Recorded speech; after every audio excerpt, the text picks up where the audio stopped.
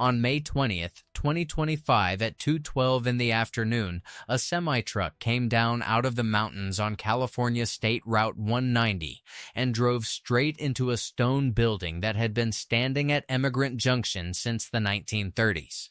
The driver died at the scene. The truck had lost its brakes. It scattered diesel fuel and dry sodium sulfate across both lanes, closed the only paved road through Death Valley National Park for 22 hours, and destroyed 2 stone columns on a ranger station that had survived nearly a century of desert heat without incident. The National Park Service would later say the same thing it has said after almost every serious crash on this stretch of highway: a brake malfunction is suspected. This was not an isolated event.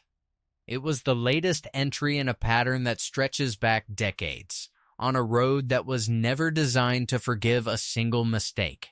This is State Route 190, the main way into Death Valley, and by the end of this video you will understand exactly why so many vehicles never make it through in one piece.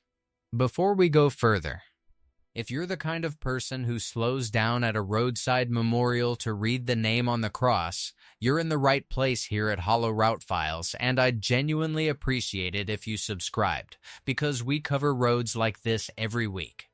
I'm curious where you're watching from tonight, and whether you've ever driven through Death Valley yourself, or stood at Badwater Basin and felt that furnace dry heat come up off the salt flats.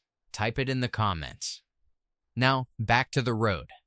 Death Valley is not simply a hot place that happens to have a highway running through it. It is a hole in the earth, geologically speaking, a down-dropped block of crust more than 130 miles long, hemmed in on both sides by mountain ranges that rise thousands of feet almost straight out of the valley floor.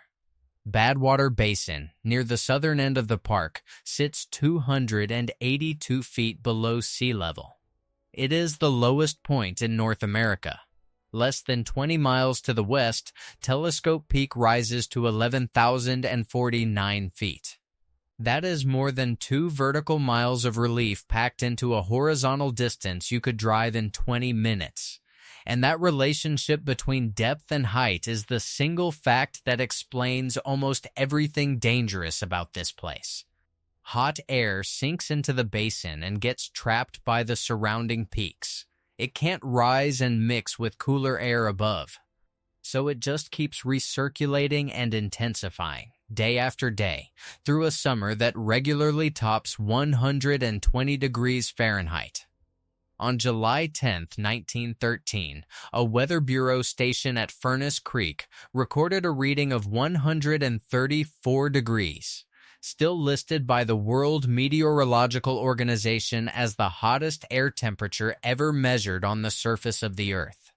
Though some modern meteorologists have questioned the accuracy of instruments from that era, what isn't in dispute is more recent, on August 16, 2020. And again on July 9, 2021, thermometers at Furnace Creek hit 130 degrees, official highs that stand as the hottest reliably measured temperatures on the planet in the modern record. On July 6, 2024, the park logged 128 degrees, a new record for that date. The valley's dryness makes the heat worse. On average, barely 2¼ inches of rain fall here in a year, while roughly 150 inches of moisture evaporate from the ground over that same period, a ratio that leaves the valley floor essentially bone dry and radiating heat back into the air with almost nothing to cool it.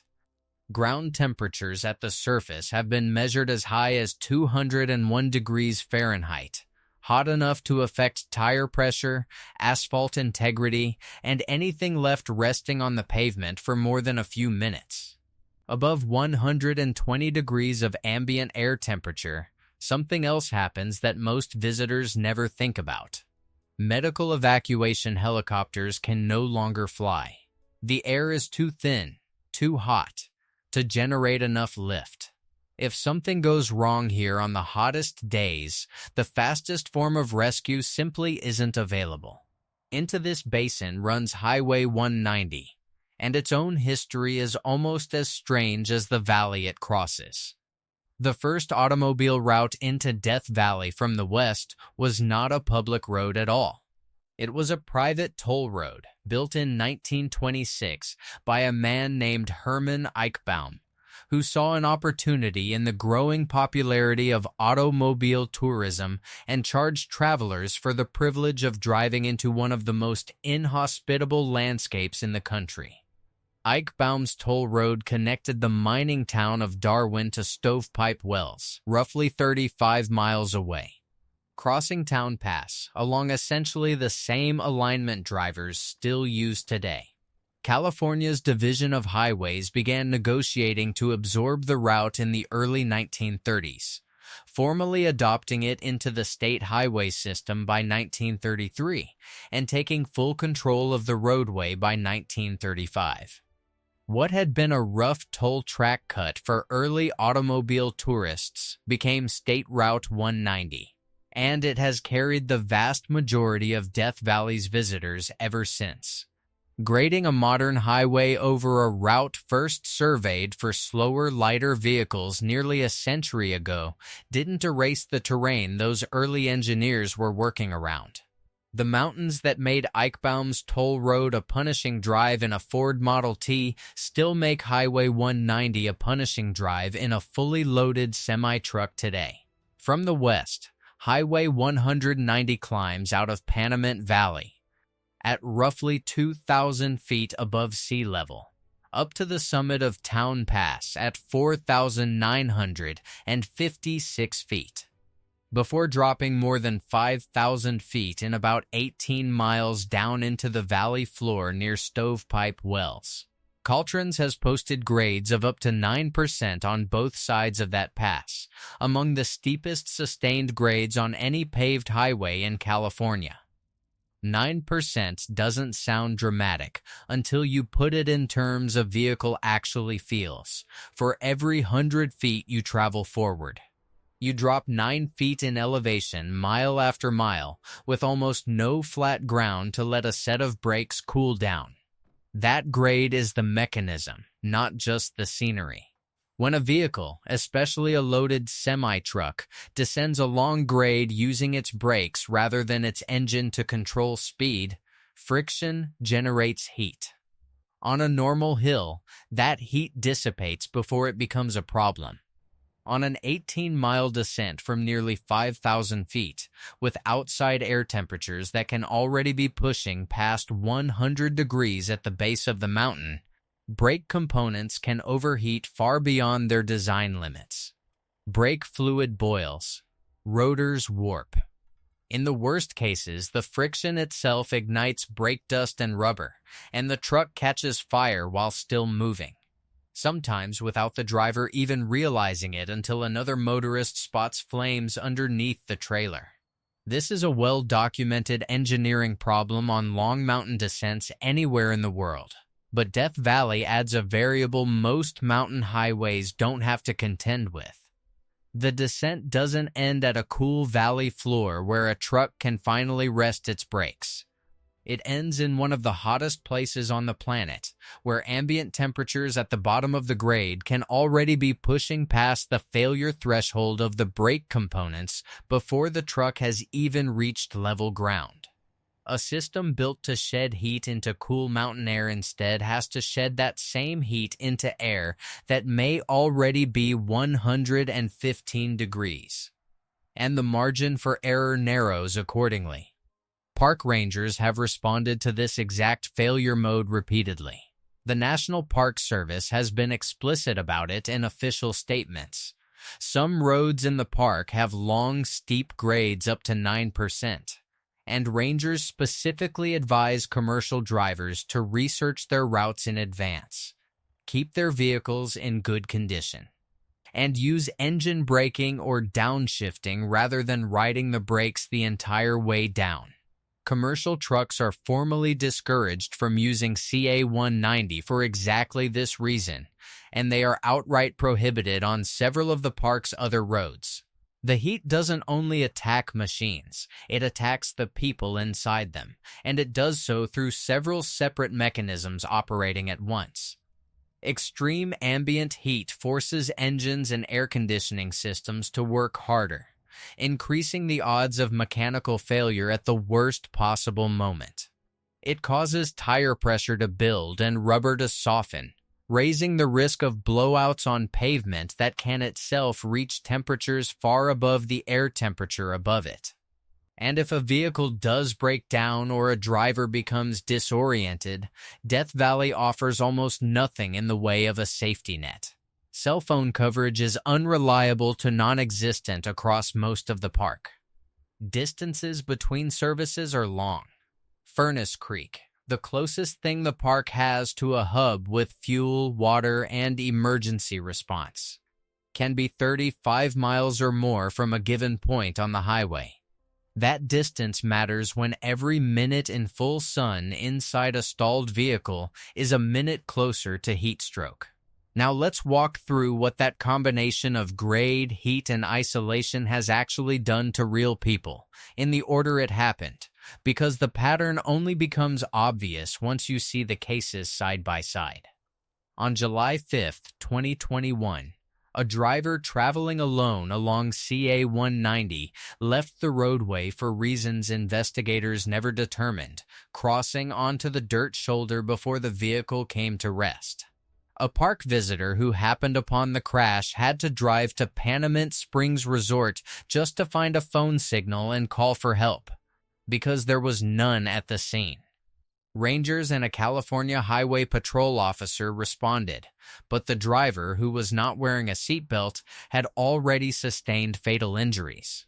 It was approximately 110 degrees at the time. The Park Service noted, almost as a footnote, that this was the first road-based fatality in the park that year, and that Death Valley's roadways see several serious collisions annually. Some fatal, some not. No mechanical defect was reported. No other vehicle was involved, and the investigation into exactly why the driver left a straight, paved highway in broad daylight was ultimately handed to the California Highway Patrol's Bishop office. One more file in a growing record of single vehicle crashes that this stretch of desert produces with unsettling regularity. 2 years later, the danger took a different form. On May 6, 2023, a 73-year-old motorcyclist from Las Vegas was riding through a curving section of Highway 190 between Panamint Springs Resort and Father Crowley Point, a stretch of the road known for its winding descent and long sightlines.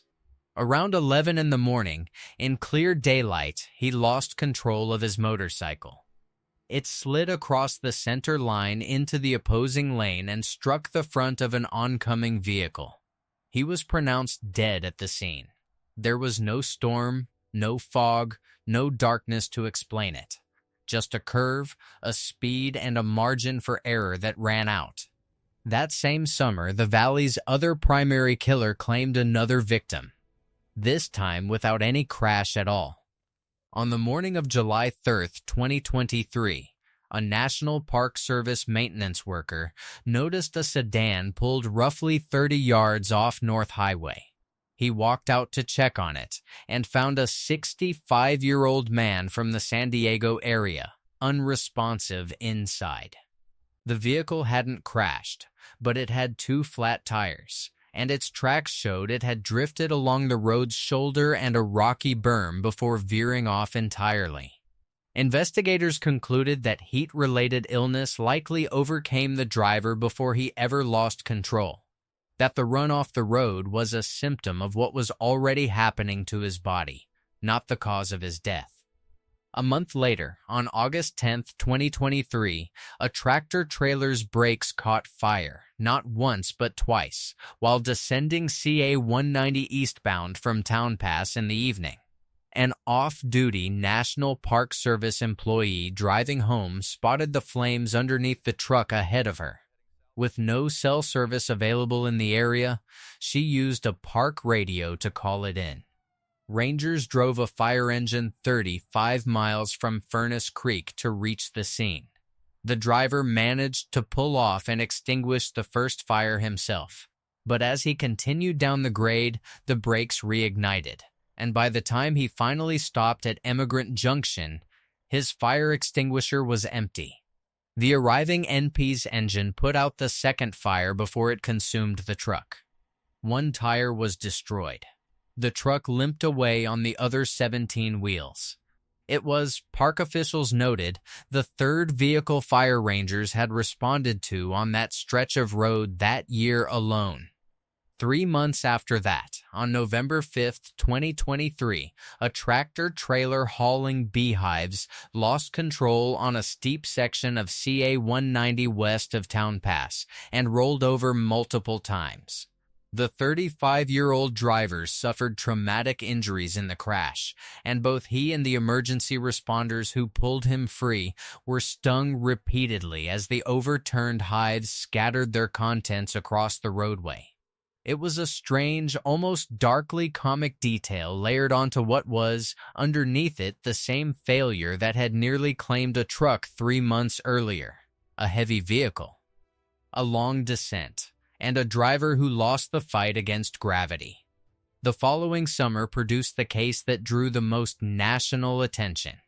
On July 6, 2024, a group of 6 motorcyclists was riding through the Badwater Basin area as the temperature climbed to a record 128 degrees Fahrenheit, breaking the previous daily record of 127 degrees set in 2007. One of the riders died of suspected heat exposure. A second was hospitalized in Las Vegas for severe heat illness.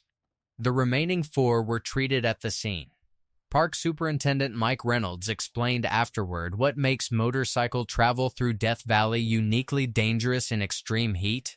Riders can't cool themselves the way a driver in an air-conditioned car can, and the heavy protective gear designed to prevent injury in a crash also traps body heat, working directly against the rider's ability to survive the temperature around them.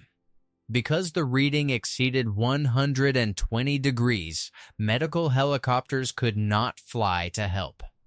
Once ambient temperature passes about 99 degrees, park officials noted, the surrounding air stops providing any cooling relief to the human body at all. It becomes something closer to an oven than an environment. But the case that best explains why this landscape is so unforgiving to a single wrong turn happened decades earlier, and it didn't happen on the highway at all. In July 1996, a German family of 4 rented a minivan in Los Angeles and drove it into Death Valley's backcountry, following a route their park map suggested as a shortcut back toward the main road. Egbert Rimkus, 34, his son Jorg Weber, 11, his girlfriend Cornelia Meyer, 28, and her son Max Meyer, 4, drove south from the developed part of the park toward Warm Springs Canyon and eventually onto a route through Anvil Spring Canyon that, on paper, looked like a viable connection. On the ground, it was barely a road at all, an unmaintained track that had been closed to vehicle traffic years earlier when the surrounding land was designated wilderness. Their minivan, never built for this kind of terrain, shredded 3 tires and dropped a wheel from its rim after driving roughly 2 miles on flattened rubber before finally becoming stuck for good. The family abandoned the vehicle and, evidence suggests, set out on foot, most likely trying to reach a naval air station many miles to the south in search of help or water. They never made it.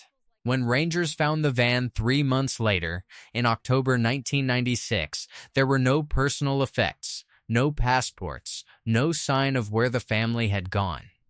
An extensive search involving dozens of people, horses, and helicopters found almost nothing beyond a single beer bottle in the brush.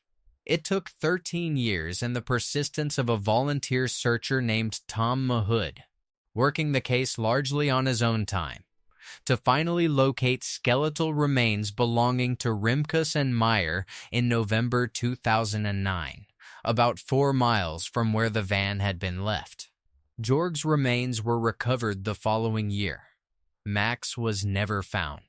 The official conclusion was that the family died of dehydration and hyperthermia after becoming disoriented in the summer heat, trying to walk out of a landscape that offers no shade, no water, and, at that time of year, temperatures that reach well past 130 degrees on the valley floor. A map that looked reasonable in a rental car office in Los Angeles turned out to be, on the ground, a death trap. It remains one of the starkest illustrations of how Death Valley punishes the assumption that a line on a map means a road you can actually drive. If you've made it this far, you're clearly the kind of viewer who appreciates a story that earns its details instead of just throwing numbers at you, so if you haven't hit subscribe yet, now's a good moment. Because we've got a lot more roads like this one queued up. Back to Death Valley.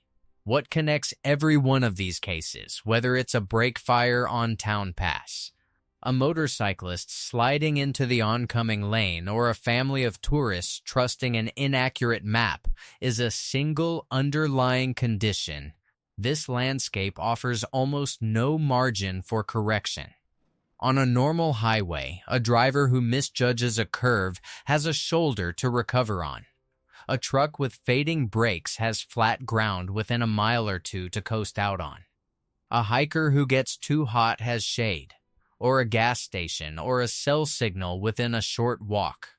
Death Valley strips all three of those safety nets away simultaneously. The grades are long enough that brakes fail before drivers reach the bottom. The curves, particularly the stretch just east of Townie Pass, are sharp enough that Caltrans itself documented an accident rate more than 4 times the statewide average for comparable roads. In a 5-year study covering 2009 through 2014, that single 0.6 of a mile curvy section recorded 6 collisions, 5 of them causing injuries. Every one of them occurring in broad daylight under clear weather. There was no ice, no rain, no darkness to blame. Just a road that asked more of drivers at speed than most of them were prepared to give. Caltrans eventually proposed realigning that exact stretch to reduce the collision rate, a rare acknowledgement that the geometry of the highway itself, not simply driver error, was contributing to the crashes. Heat and grade aren't even the only forces this road has had to survive. In September 2022, remnants of Hurricane K dumped enough rain on the surrounding mountains to send flash floods tearing across CA 190 west of Town Pass, stranding roughly 40 vehicles on the highway in a single afternoon. A tour bus attempting to turn around got stuck in accumulated sand and blocked both lanes east of Stovepipe Wells for nearly an hour before other drivers could work their way around it on the shoulder. Caltrans crews later found a stretch of pavement on the west side of Town Pass, missing entirely across both lanes, torn away by the floodwater, and could not immediately say when the road would reopen. It was the second time that year floodwater had shut down travel through the park. Storms the previous month had already closed nearly every road in Death Valley for weeks.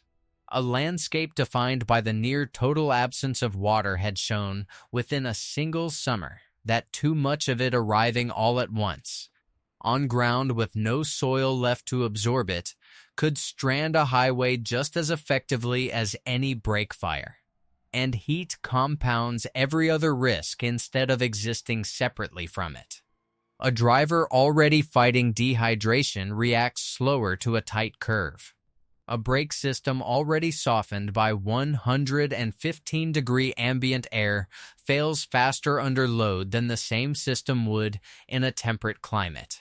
A breakdown that would be a minor inconvenience in most of the country becomes, in Death Valley, a race against a body's core temperature, with no cell service to call for help and no helicopter able to fly if that call somehow got through. CA 190 isn't even the only road in the park with a dangerous reputation. Backcountry routes like Racetrack Valley Road, 29 miles of washboarded gravel leading to the famous sliding stones of the racetrack playa, chew through tires and strand standard vehicles regularly enough that rangers post explicit warnings recommending four-wheel drive and a full-sized spare before anyone attempts it. But those roads are in a sense honest about their danger. The gravel, the narrow single-lane stretches, the total absence of pavement all announce themselves before a driver commits. CA 190 is different precisely because it looks and drives like an ordinary state highway right up until the moment it stops behaving like one. According to one widely cited tally, 68 people died in Death Valley National Park between 2007 and 2024. A mix of heat deaths, vehicle collisions, and other backcountry incidents in a park that receives over 1 million visitors most years. The overwhelming majority of those visitors never come close to real danger because they stay on the main paved roads, travel in the cooler months, and keep their vehicles in good condition. But the exceptions accumulate steadily, year after year, in a way that most national parks simply don't produce, and nearly all of them trace back to the same handful of causes: a steep grade, an extreme temperature, a moment of overconfidence, or a shortcut that looked fine on paper. The road hasn't gotten any safer in the sense of changing its fundamental geography. Town Pass is still 4,956 feet high. The descent into the valley floor is still more than 5,000 feet over less than 20 miles. Badwater Basin is still 282 feet below sea level, and the mountains around it still trap the heat that rises off that basin every single summer afternoon. What has changed is the amount of institutional effort dedicated to managing the risk. Caltrans has realigned the most dangerous curve sections it identified in its own accident data. Park rangers now issue specific, detailed advisories to commercial drivers about engine braking and route planning before they ever reach Town Pass. Superintendents issue heat warnings the moment temperatures threaten records, as they did in July 2024, urging visitors to rethink motorcycle travel, hiking, and even extended time outside an air-conditioned vehicle. The park's own literature is blunt about what happens above a heat index of 99 degrees, and blunter still about the 120-degree line past which a helicopter simply cannot reach you. None of this eliminates the danger. It only means the park now understands, in granular, documented detail, exactly how people keep dying, even as it keeps happening anyway. Break fire after break fire. Crash after crash, summer after summer. Today, the stone walls of the Emigrant Ranger Station have been repaired, the same way they were repaired after the truck fires and the floods and every crash before it, quietly, without much fanfare. Because keeping this road passable is simply part of what it costs to run a park through a hole in the earth. The road that runs past it still drops 9% toward the valley floor, still climbs 9% back up the other side, still carries tourists in rental cars, motorcyclists in full gear, and long-haul trucks whose drivers may or may not have read the warning signs at the base of the grade. The stone building will likely take another hit someday. That's not pessimism, it's just what the record shows. If you ever find yourself behind the wheel on that descent, watch your gauges, not the view. Test your brakes on the way down, not after you've already lost them. And if you see the temperature outside, climb past the number where a rescue helicopter would have to turn around.